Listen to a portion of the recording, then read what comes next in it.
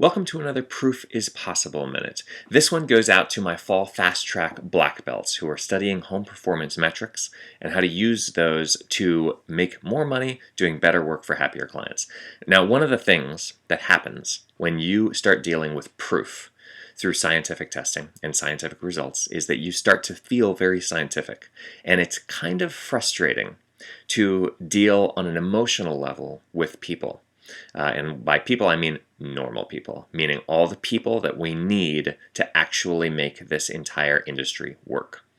So I just want to take a moment to talk about compassion, because we can start to really feel empowered, which leads us to being the authority figures and feeling powerful. And of course, power corrupts. So we want to make sure that we continue to remain idiots. And I want everybody to go ahead and raise your right hand. Let's do our ritual together. Repeat after me. Sometimes I am an idiot.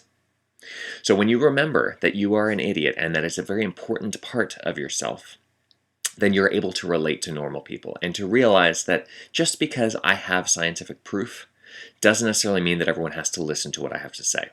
And often that has to deal with goals. Now this week in Fall Fast Track, we're talking about rocking the plans. And the plans can be anything. They can be specifications that you put into a set of blueprints. They can be the plans for your business, or they could be just simple goals that you are helping your clients to understand and to reach.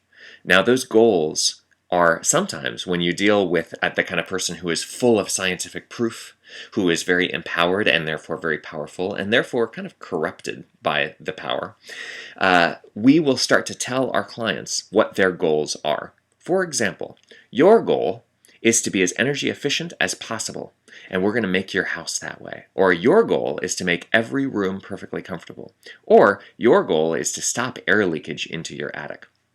Those are typically not going to be the goals that people will bring up with us. And it's really critical for me as a professional who's sitting in front of a normal person who would like my help with something to stop and listen to what they're saying, because they are setting out their goals.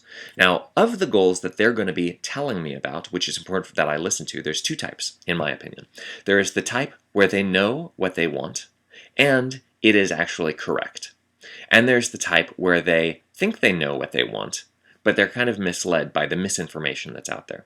Now, that second type is a little bit more difficult to deal with, because then you have to use your creativity and your compassion that we're dealing with and your listening skills to help steer your client into what actually they are looking for. For example, if they think they want a brand new furnace to add on to the existing furnace system that's already in their house, what they actually underneath that wish are wanting is for the house to be more comfortable faster.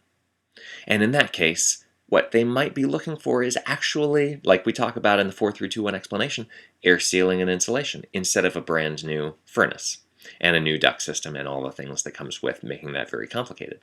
So being able to listen to someone, number one, is a key skill. Being able to relate and empathize with them, number two, and validate what they're saying, very important. And then number three, being able to hear specifically what they have said and being able to translate what they are saying to what their house is literally able to do and to what the essence and the meaning of what they're wishing for is.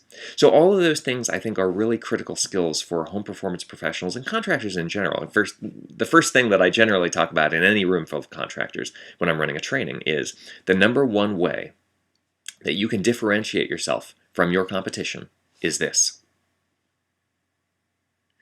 Most contractors do not smile. And it's because we start out our day, especially this is true in the HVAC industry. And if you've never been to an HVAC supply house, try it sometime just to see what this is like and what it does to people. You walk into an HVAC supply house, and there are exceptions for sure, but in general, you go up to the gentleman behind the desk, and it's going to be a guy, and he is going to be pissed off.